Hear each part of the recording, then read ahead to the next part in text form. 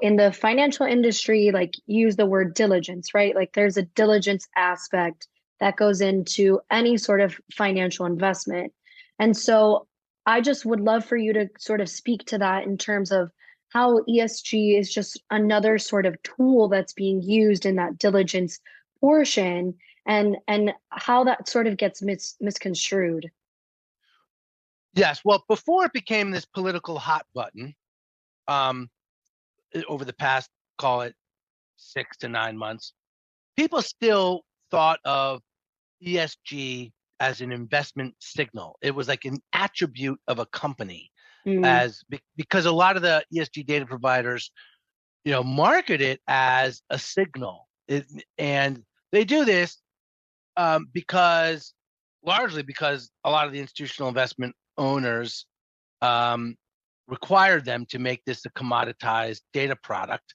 And so they made it into a signal, and then they would plot charts of, well, and there's academic studies about how well does the ESG signal do relative to the rest of the market.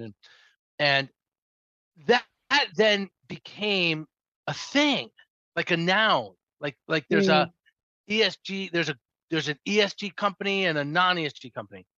And having been a student in my class, that is not how we go about it.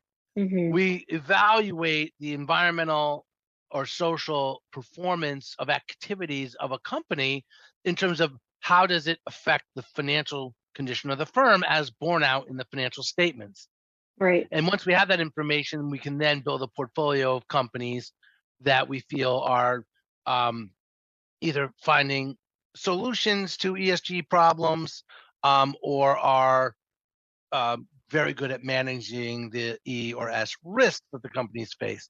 And so how it became a thing was largely due to the efforts of the well-placed efforts of institutional asset owners to say, okay, well, we want to integrate this information, but we need large data sets. And um, but at its core, ESG is simply a lens through which you look to understand the financial statements better, right? There's Hmm. an old saying like, the answer is in the price. Everything that you want to know about a company is in the price. Yeah. We just have to be detectives to figure out, okay, how to parse it out. So, Right. yeah. So I don't think of ESG as a label or a rating or a ranking. It's really just a framework with which I use to evaluate the financial condition of a company.